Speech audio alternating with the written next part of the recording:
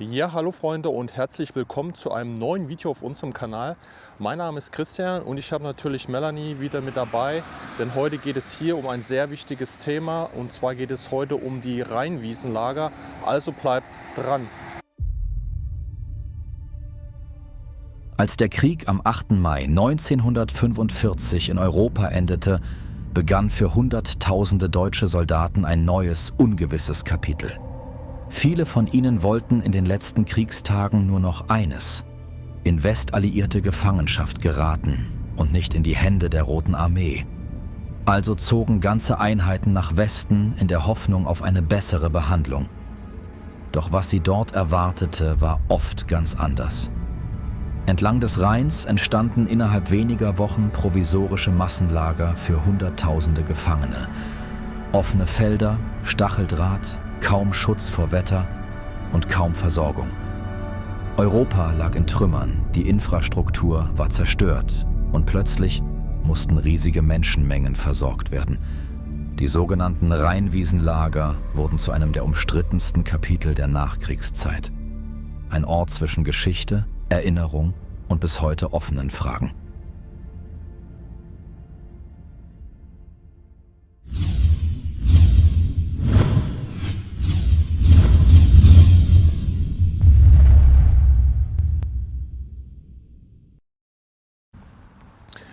Wie eingangs erwähnt, befinden wir uns hier mit an einem der größten der ehemaligen Rheinwiesenlager in Retzenheim. In dem Rheinwiesenlager sind beziehungsweise die Rheinwiesenlager jetzt nur noch mal eben der sich damit noch nicht auseinandergesetzt hat, da muss ich natürlich auch immer dran denken, sind entstanden durch die Alliierten im Jahre 1945 ab April bis September und teilweise darüber hinaus, aber dann haben es schon wieder andere Einheiten, andere Verbände und andere Nationen übernommen. Aber man sagt, so den Zeitraum zwischen April bis September entstanden halt diese Rheinwiesenlager und sind praktisch als Durchgangslager entstanden. Und Hintergrund waren einfach die Masse an der kapitulierenden Einheiten, gerade die Einheiten jetzt besonders im Ruhrkessel, aber auch die ganzen geflüchteten Verbände von Osten, die Angst vor den Russen hatten, die alle in den Westen geströmt sind, um sich da praktisch den Amerikanern bzw. Alliierten zu ergeben. Und das sind einfach Millionen von Soldaten gewesen, nicht nur jetzt männliche außer Kriegsteilnehmer, sondern aber auch weibliche und Kinder, weil gerade zum Ende des Krieges hat man natürlich noch auf die Jüngsten zurückgegriffen, wo teilweise auch 12-Jährige in die Uniform gesteckt wurden und Kriegsdienst leisten mussten. Auch die sind im Prinzip in diese Rheinwiesenlager gekommen, aber auch halt Frauen. Frauen hatten ja auch verschiedenste Dienststellen in der Armee gehabt, in der Wehrmacht. Ob das jetzt im Funkerbereich gewesen ist, also Kommunikation, oder ob das in den Sanitätsstaffeln gewesen ist oder Flakhelferin, gab es ja sehr, sehr viele dann, die die ganzen Geschütze bedienen mussten. Und alle diese Menschen sind praktisch in diesen Rheinwiesenlagern, in diesen Durchgangslagern untergekommen. Und ja, ich habe ja zu Anfang gesagt, dass das ein sehr emotionales Thema für viele ist, weil die Zustände in diesen Rheinwiesenlagern natürlich katastrophal ist. Dazu muss man halt sagen, dass zum Kriegsende halt alles sehr, sehr chaotisch abgelaufen ist. Ganz Europa war im Prinzip zerstört. Die Versorgung war sowas von unzureichend. Überhaupt erstmal die ganze Infrastruktur war absolut unzureichend, um diese in kurzer Zeit zuströmenden Menschen überhaupt irgendwie Herr zu werden. Und das Problem bei der ganzen Sache ist, dass die Kriegsteilnehmer jetzt der Deutschen Armee, der Wehrmacht und andere Verbände auch nicht als Prisoner of War klassifiziert wurden, sondern als entwaffnete feindliche Einheit. Disarmed Enemy Army heißt das, glaube ich, ja. Ich werde es hier unten nochmal einblenden. Und das ist halt auch eins der Hauptprobleme gewesen, was man heute viel diskutiert. weil man nach dem Völkerkriegsrecht diese Einheiten anders behandeln konnte, als es in dem Fall bei Prisoner of War, also regulären Kriegsgefangenen, der Fall gewesen wäre. Weil da meine ich will jetzt auch nichts, weil wenn, schreibe ich das hier nochmal mit in das Video rein, ist die Behandlung halt so gewesen, dass nach der Gefangennahme in einer relativ kurzen Zeit diese Armee bzw. die Kriegsgefangenen dann wieder nach Hause gehen durften. Problem war hier aber, dass es de facto eine deutsche Regierung, Deutschland in dem Sinne gar nicht mehr gab.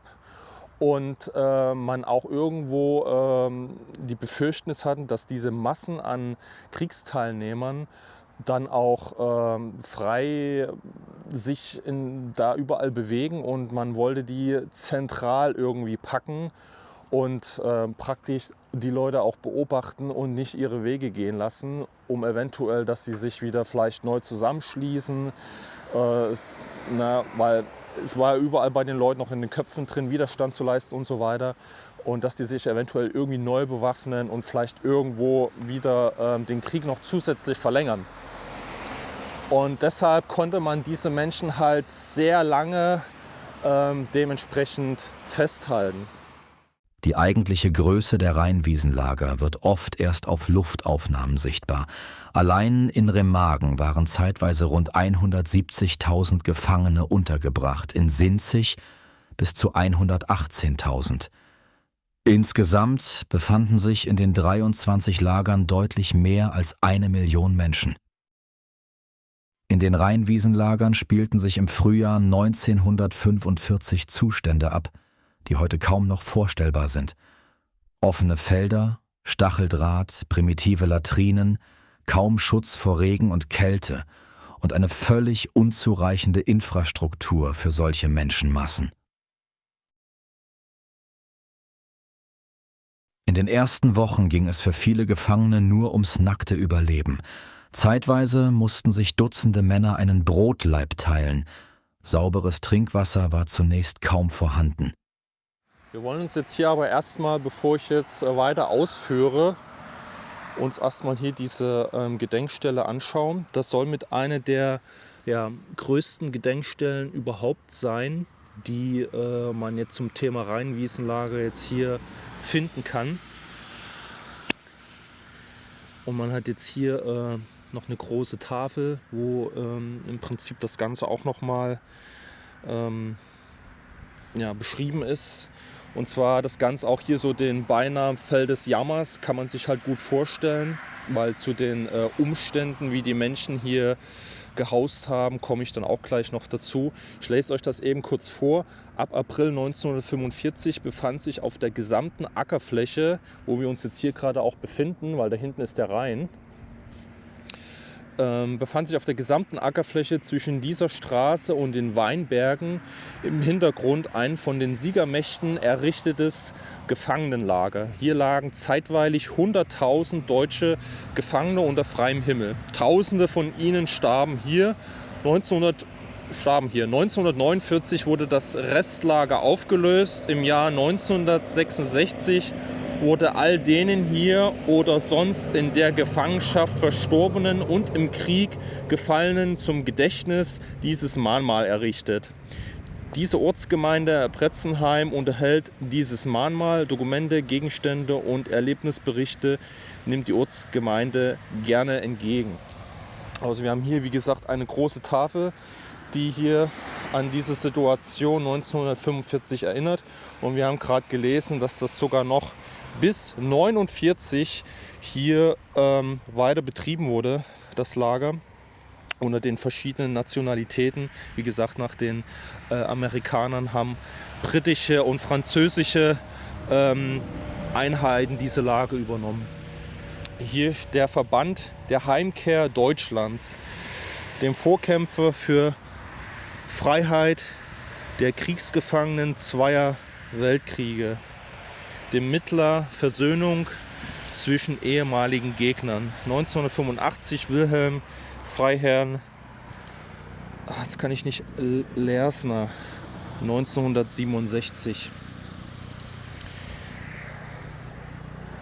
Also auf jeden Fall kann man das hier nicht übersehen. Das finde ich sehr gut. Also es ist wirklich ein sehr großes Mahnmal hier. Bei der Einlieferung wurde vielen Gefangenen fast alles abgenommen, darunter Decken, Zelte oder Essbesteck. Gerade diese Dinge wären in den ersten Wochen für das Überleben jedoch entscheidend gewesen. Weil die Amerikaner Teile der inneren Organisation an Gefangene übergaben, etwa Lagerleitung, Dolmetscher, Köche oder Lagerpolizei, entstand in vielen Lagern eine schwierige Mischung aus Improvisation, Selbsthilfe, aber auch Gewalt und Missbrauch. Ja, in dem Lager Pretzenheim sind ja wie gesagt etliche zu Tode gekommen. Und die Frage, die sich ja dann stellt, sind, wo wurden die Toten halt beerdigt. Ne? Und wir haben jetzt hier eine sehr eindrückliche Szenerie, hier mit einem riesigen Eingangsportal, denn wir befinden uns jetzt hier auf dem Ehrenfriedhof Lochener Wald, wo ein Teil der Verstorbenen nachträglich nochmal in den 1950er Jahren beerdigt worden ist. Wie gesagt, die meisten sind ja bei Bad Kreuznach-Galgenberg beerdigt worden und ein Teil davon hat man wohl dann hier auch auf diesem Ehrenfriedhof beerdigt. Wir schauen uns den jetzt einmal an und schauen, wo wir jetzt noch Hinweise dazu auch finden. Hier, wie gesagt, das sehr schöne Eingangsportal, wie ich finde. Das hat so ein bisschen so einen Touch von so einer wallartigen Anlage jetzt aus dem Mittelalter. Also hier mit diesen aufgeschichteten Steinen, das sieht schon sehr schön aus. Und dann diesen Dach hier. Also wenn man hier reinkommt, das ist schon schön aufgemacht.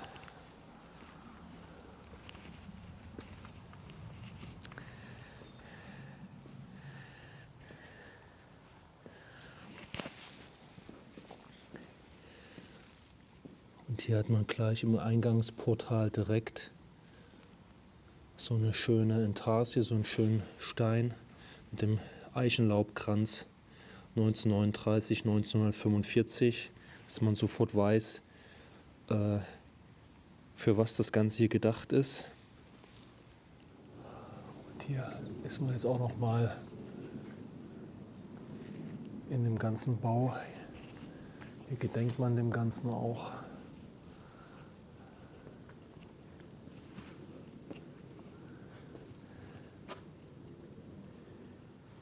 Und von dem Portal schaut man hier dann jetzt auf die Gräberfläche und man kann schon erahnen, wie es halt aufgemacht ist. Also hier sind vermutlich die wenigsten jetzt namentlich bestattet, weil das war ja, wie gesagt, halt auch eines der großen Probleme. Die Alliierten haben sehr wenig der Gefangenen wirklich namentlich erfasst und die Verstorbenen sind dann halt ohne Rang und Namen praktisch beerdigt worden. Von daher kommt es auch heute immer noch zu der, glaube über 1 Million vermissten Personen. Also deutsche Kriegsteilnehmer, die immer noch nicht gefunden wurden und höchstwahrscheinlich auch dann hier beispielsweise mit beerdigt wurden, unbekannterweise, weil niemand die Person zuordnen konnte. Wir schauen uns das gleich einmal hier an. Es fängt jetzt hier wieder an zu regnen. Ihr habt da auch noch mal die Anlage jetzt von der Seite aus. Ich finde die wirklich sehr, sehr schön. Die hat auch irgendwas sehr Friedliches auch. Also man zieht das jetzt hier weiter mit den Steinen, rahmt das hier praktisch so ein. Man sieht auf jeden Fall, dass man sich hier kümmert.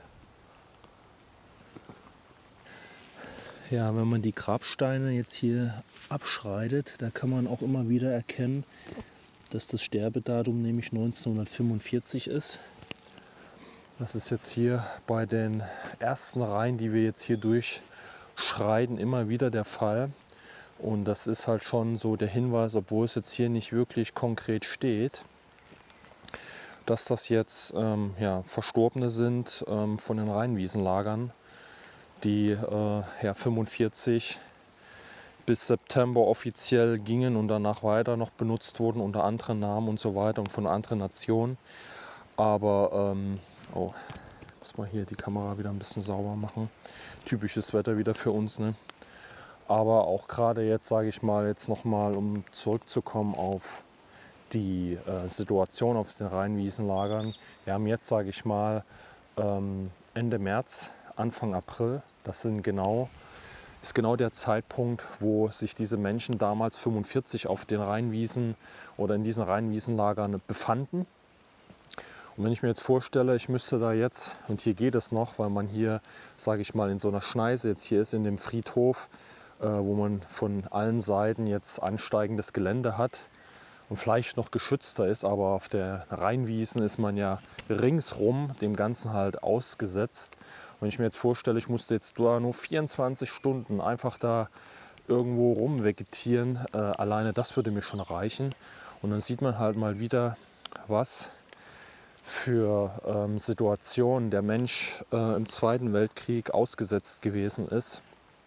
Einzelne Personen, es geht halt auch gar nicht darum, welche Menschen welcher Nation wie viel Leid ertragen haben, sondern es geht allgemein um das Leid einzelner Personen oder halt in Massen, die einfach unmenschlich gewesen sind.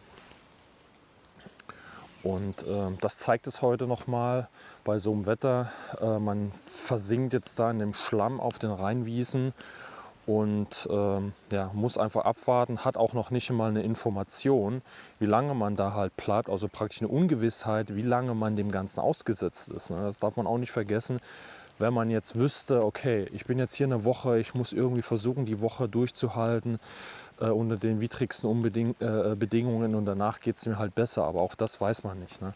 Zusätzlich kommt einfach die Existenzlosigkeit, die man hat, also wie geht es weiter für mich, ne? Was passiert, was ist mit meinen Bekannten, Freunde, Familie, existieren die noch? All diese Sachen, die psychisch halt auch noch mit drauf einwirken, das kann man sich halt gar nicht vorstellen. Ne? Plus diese zusätzlichen unmenschlichen Bedingungen, die man ja so ausgesetzt ist. Man hat kaum Trinkwasser. Also in der Anfangszeit in den Rheinwiesenlagern war es so eine unterirdische Versorgung auch. Das hat sich dann ein Stück weit schon etwas verbessert. Aber man kann da nicht, sagen wir mal, von irgendeiner menschlichen Behandlung jetzt sprechen, also menschenwürdigen Behandlung sprechen, sondern es war immer noch einfach katastrophale Zustände halt. Keine Unterstände, also kaum die wenigsten Lager hatten überhaupt Zelte. Ne? Also die haben wirklich unter freiem Himmel jetzt hier gestanden und haben halt auch irgendwann versucht, sich in den Boden einzugraben und praktisch in Erdlöchern zu hausen. Und da gab es auch immer wieder Berichte, dass das nicht gewünscht war von den Bewachern, von den Alliierten und man die auch regelmäßig wieder geschlossen hat. Und dazu kommen natürlich auch die Geschichten, die erzählt werden, halt auch von Zeitzeugen und so weiter, dass man da nicht geprüft hat, ob da noch jemand halt in diesen Löchern lag, sondern man hat die halt zugemacht.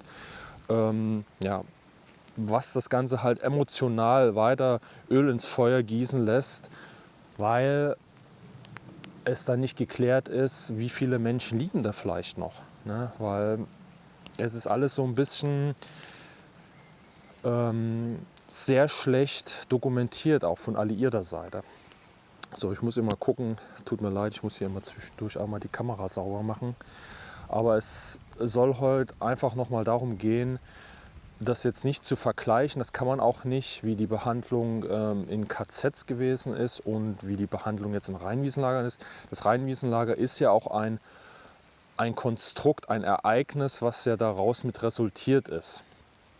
Und das sind zwei komplett für sich geschlossene Themenbereiche und Komplexe im Zweiten Weltkrieg. Also da darf man auf keinen Fall, also wer das macht, ist einfach dumm. Das muss man einfach so sagen.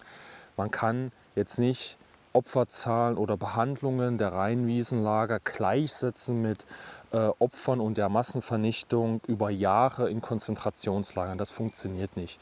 Trotzdem schmälert es die Behandlung von Menschen allgemein in den Lagern, auch in den Rheinwiesenlagern, natürlich nicht. Also deshalb, man braucht das gar nicht jetzt irgendwie im direkten Vergleich setzen und das eine mit den anderen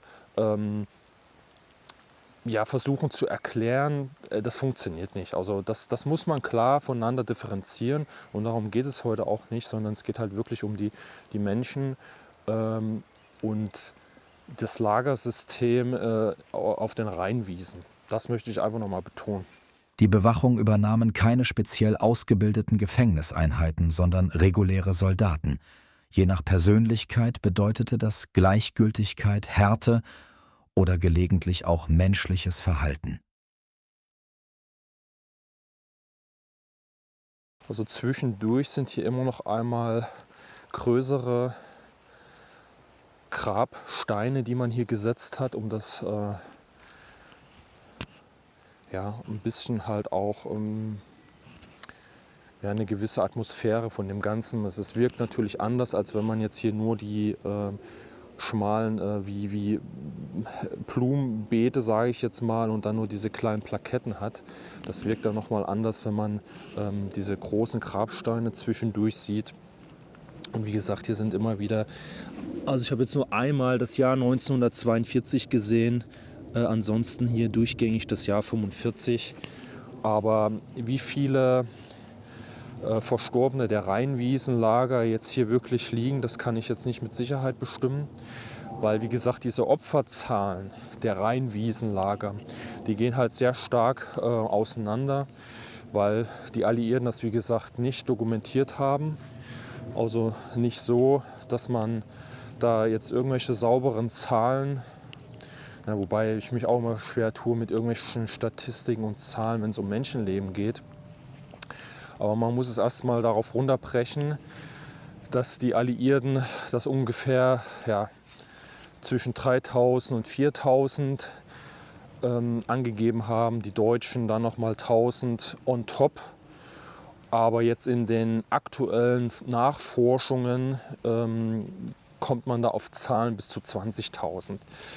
Allerdings muss ich jetzt persönlich, das ist meine persönliche Meinung, sagen, dass man die mit Sicherheit noch nach oben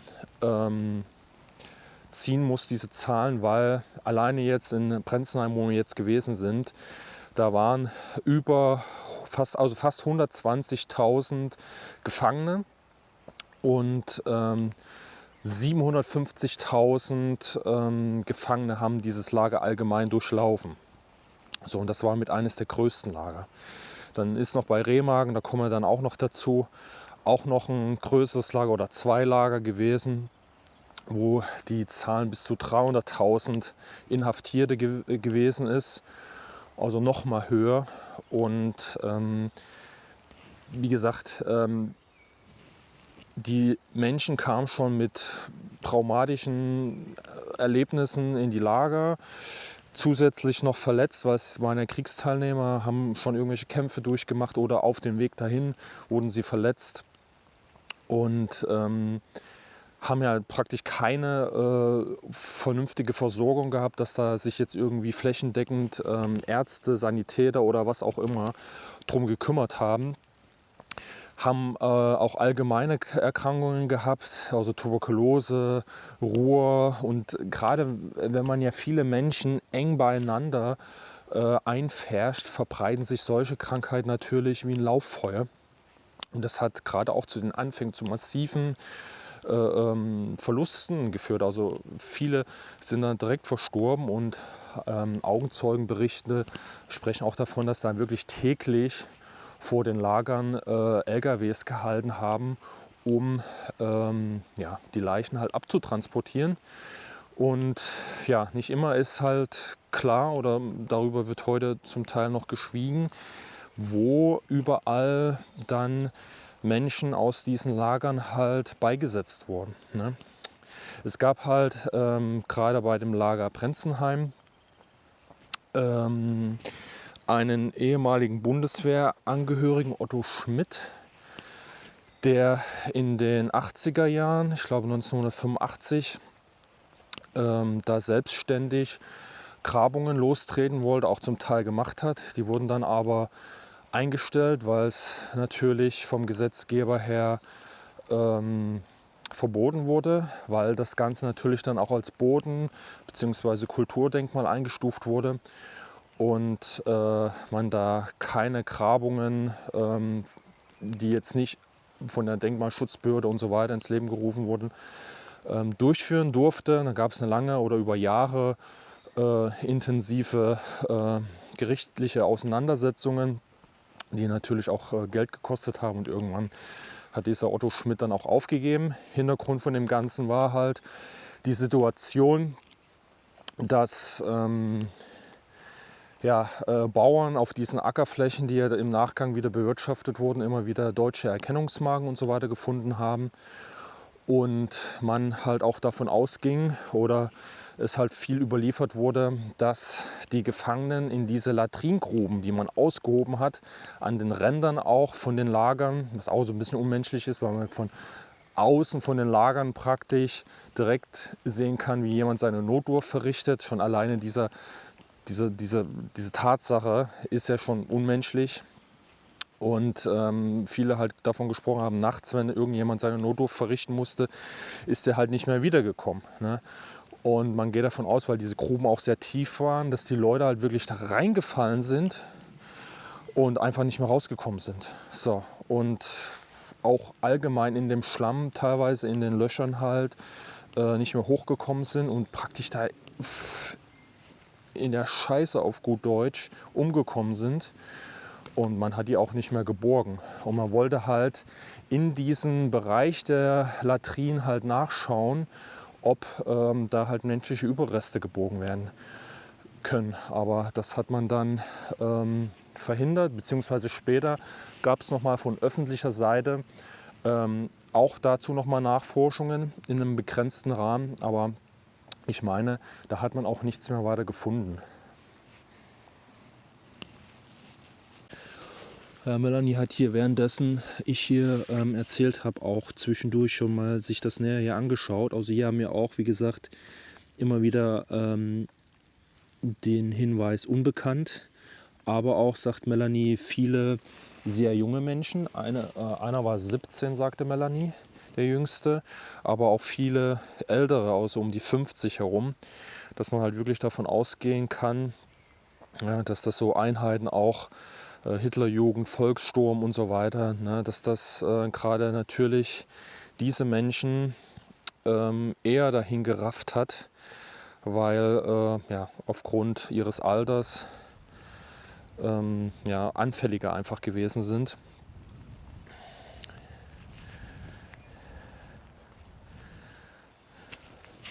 Ja, aber wie gesagt, das ist hier eigentlich immer alles 45. Man sieht jetzt leider nicht genau den Monat. Wie gesagt, Rheinwiesenlagern war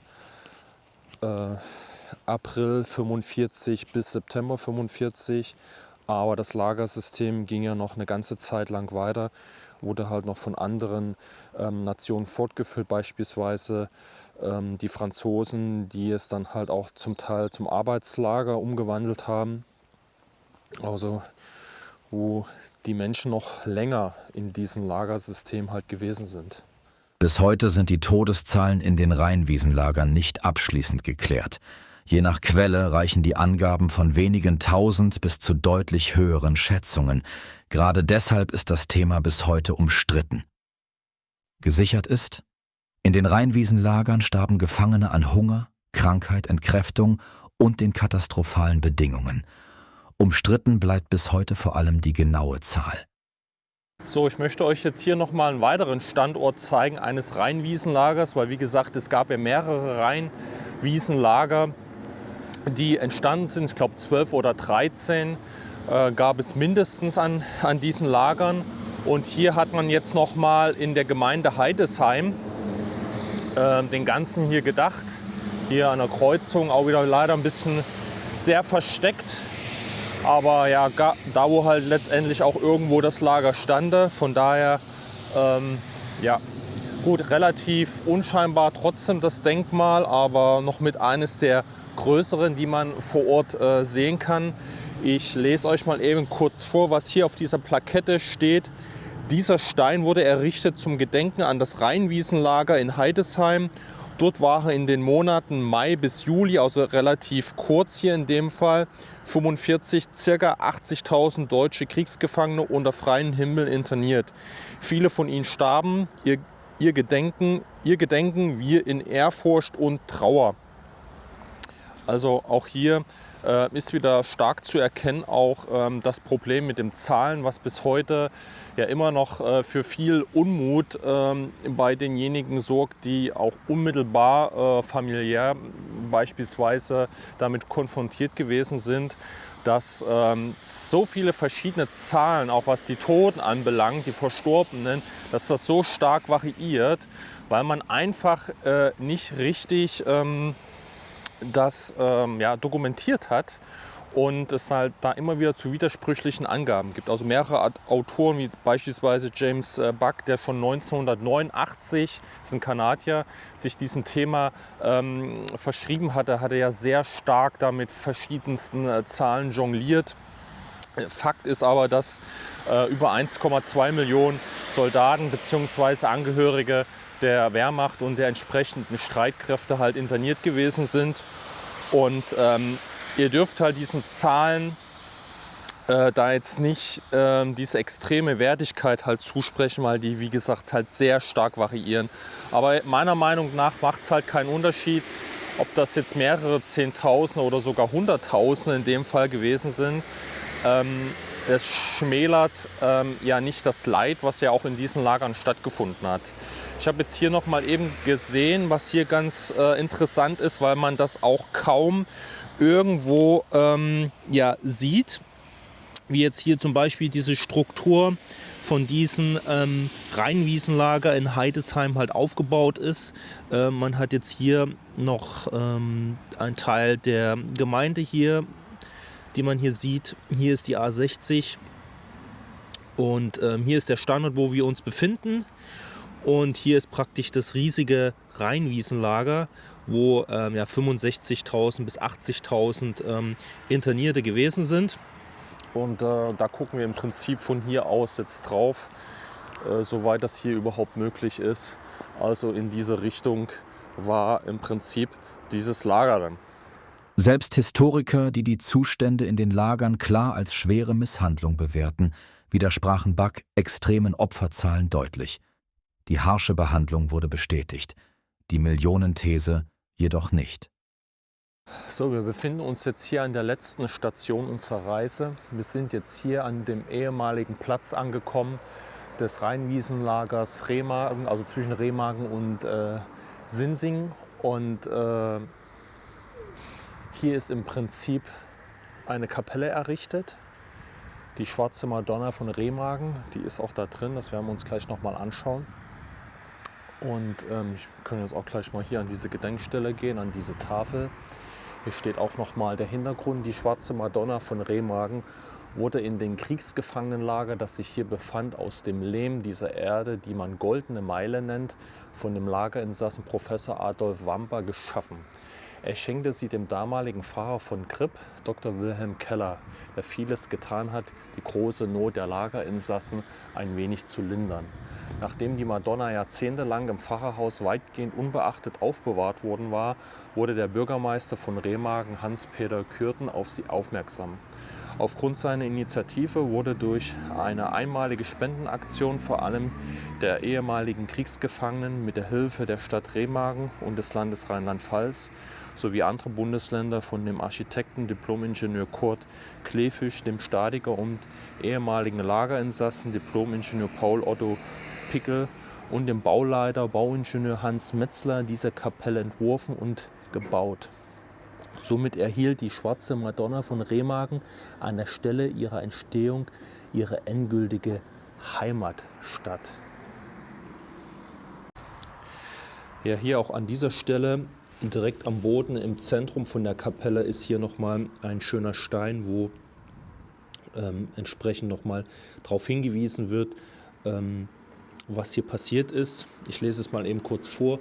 Hier befanden sich vom April bis Spätsommer 1945 ein riesiges Kriegsgefangenenlager der Amerikaner, das am 11.07.45 die Franzosen übernahmen. Die Höchstbelegung wird mit 135.000 Gefangenen angegeben, während man den Gesamtdurchgang auf ca. 270.000 Lanzer schätzt. Mehr als 1.200 deutsche Soldaten starben an der Unterernährung und an der grassierenden Ruhr. Diese Gedenkstätte soll an die Schreckenslager erinnern und zum Frieden in der Welt aufrufen. Ganz interessant ist auch hier, sieht man diesen Stacheldraht an den Seiten. Und ja, einfach nochmal der Hinweis, dass sich sowas halt nie wiederholen soll. Was hier auch nochmal ganz interessant ist, sind halt wirklich auch hier wieder die Zahlen, die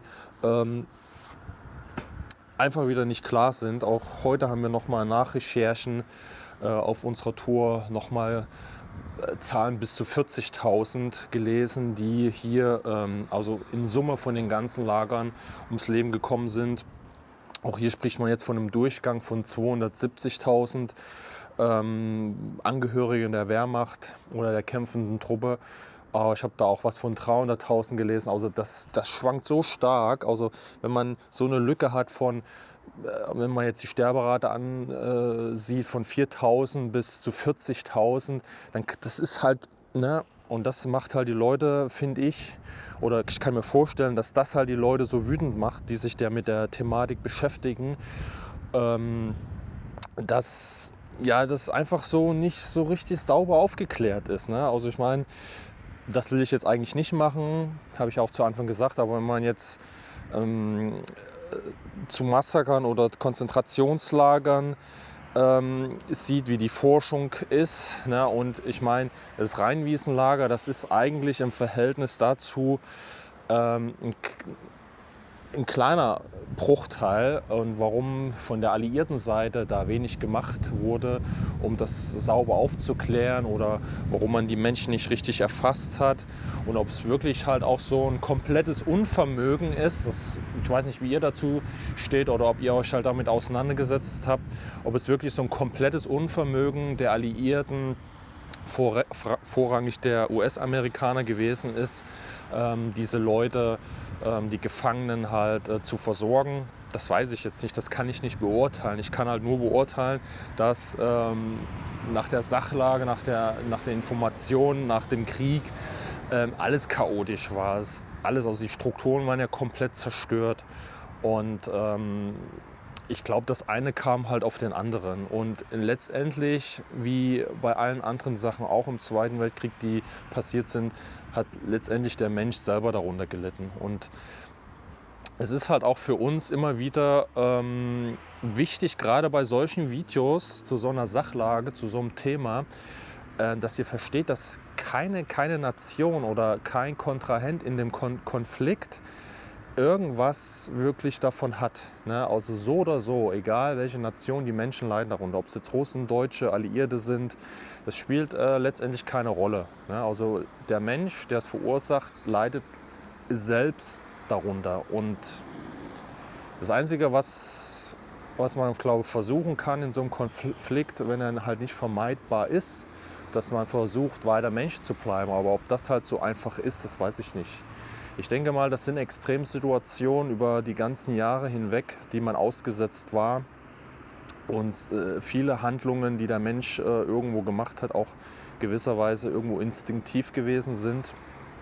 Und ja, diese ganzen Lager, egal ob es jetzt Alliierte sind oder die Gulags in Russland, das ist alles unmenschlich gewesen, und es zeigt halt nur eine andere Facette des Krieges und vor allen Dingen der Nachkriegszeit, die ja auch noch mal deutlich weniger sauber dokumentiert ist wie der Krieg an sich vielleicht an vielen Stellen. Hier seht ihr auch noch mal den Lageplan. Das ist ja auch immer so das, was nicht ganz sauber ist. Lageplan des Kriegsgefangenenlagers in der Goldenen Meile. Goldene Meile hat man das Ganze auch genannt, weil in der Nähe zum Rhein das Gebiet halt sehr fruchtbar war und das entsprechend guter Ackerboden war. Und deshalb heißt das hier auch Goldene Meile. Und hier kann man so ein bisschen sehen, wie das hier aufgebaut ist. Hier oben ist auch die berühmte Brücke von Remagen. Hier sind Zelthospital, Haupttor, Lazarett, Lederfabrik, Frauenlager, wie gesagt, Frauen waren ja auch drin, Zelthospital, Glasfabrik ist hier. Also das hat sich ja über die Jahre auch immer wieder erweitert, das Gelände. Und es wurden dann auch später, als die Franzosen und so weiter das auch als Arbeitslager und sowas genutzt haben, dann gab es auch schon Baracken, aber grundsätzlich über die ganze Zeit hatten die Leute ja, nur Zelte, wenn überhaupt, zur Verfügung. Und das ist schon wirklich krass, muss man einfach so sagen. Und jeder, der da irgendwie lebend rausgekommen ist, der kann halt von Glück reden. Aber muss eine verdammt brutale Zeit da halt gewesen sein. Es ist einfach so. So, in diesem Sinne möchten wir uns jetzt hier an der Stelle von euch verabschieden. Wir hoffen, wir haben so viele Informationen wie möglich hier reingepackt. Das Thema ist, wie viele andere auch im Zweiten Weltkrieg, nicht unbedingt mit einem 1 oder 2 Stunden Video abgetan. Das ist viel tiefgründiger und man müsste eigentlich noch viel mehr zeigen. Deshalb seht es auch ein bisschen als eine etwas oberflächlichere Information. Und es soll einfach erstmal ja, grundsätzlich informieren für viele von euch, die einfach davon noch gar nichts gehört haben oder das immer nur mal wieder in irgendwelchen politischen Auseinandersetzungen, gerade wenn man jetzt irgendwie Konzentrationslager mit Rheinwiesenlagern vergleicht oder versucht, da Zusammenhänge zu finden, wie irgendwelche Verhalten entschuldigt werden können, dass man das vielleicht in diesem Kontext gehört hat. Und ja, es soll einfach dazu dienen, dass ihr das als Anfangspunkt nehmt, um euch vielleicht noch mal ein bisschen tiefer damit mit der Materie auseinandersetzt und euch noch mal belesen könnt und Informationen sammeln, weil es wirklich schon auch ein hartes Thema ist und wie gesagt nicht einfach so lapidar eigentlich verfilmt werden kann. Das ist einfach so. Alle, die irgendwelche Hinweise dazu haben, Kommentare oder vielleicht auch nochmal Orte. Wir haben, wie gesagt, auch nur 3 bzw. 4 Punkte hier angefahren. Das erstreckt sich ja schon kilometerlang am Rhein, diese ehemaligen Rheinwiesenlager. Es waren, wie gesagt, ja Millionen Menschen praktisch eingesperrt. Und das auf eine so eine Tour abzuwickeln, das ist auch überhaupt gar nicht möglich. Deshalb schreibt uns gerne was rein, wo ihr schon mal gewesen seid. Wir haben uns jetzt hier wirklich Punkte rausgesucht, wo es auch eine gewisse Erinnerungskultur gibt. Das ist ja auch immer so das Problem. Kümmert sich einer, um die Leute zu informieren. Wie gesagt, diese Lager waren ja auch nur umzäunt mit einem 3 Meter hohen Zaun und innerhalb dieser Lager gab es nochmal so eine Art Cages, nennt man das, also Käfige, wo man nochmal die Leute separiert eingesperrt hat und davon sieht man halt so nichts mehr. Es gibt halt nur diese Objekte der Erinnerungskultur, die man sich anschauen kann und die Informationstafeln, aber mehr gibt es halt nicht. Also wenn jemand von euch noch irgendwo wichtige Punkte hat, die man vielleicht mal anfahren könnte, besuchen könnte, dann schreibt uns das gerne rein. Wie gesagt, bei Britzenheim gibt es auch ein Dokumentarsender, das könnt ihr euch auch anschauen, also museal ist das dann im Prinzip und da kriegt man auch noch mal eine Menge Informationen. Und deshalb schaut auf jeden Fall das nächste Video an, was jetzt hier gezeigt wird, bleibt unserem Kanal treu. Ein Abo und ein Like wäre nicht schlecht, dann werdet ihr immer wieder informiert, wenn es ein neues Video gibt. Und dann würde ich sagen, wir sehen uns im nächsten Video. Macht's gut, ciao. Was hier geschehen ist, lässt sich heute nur noch in Fragmenten nachvollziehen. Zahlen schwanken, Berichte widersprechen sich und vieles liegt bis heute im Boden verborgen. Doch egal, welche Zahl am Ende stimmt, hinter jeder einzelnen steht ein Mensch, ein Soldat, ein Sohn, ein Leben, das hier geendet hat. Diese Orte erinnern uns nicht an Schuld oder Rechtfertigung, sondern daran, was Krieg wirklich bedeutet. Und vielleicht ist genau das die wichtigste Erkenntnis, dass wir nicht vergessen, was hier geschehen ist.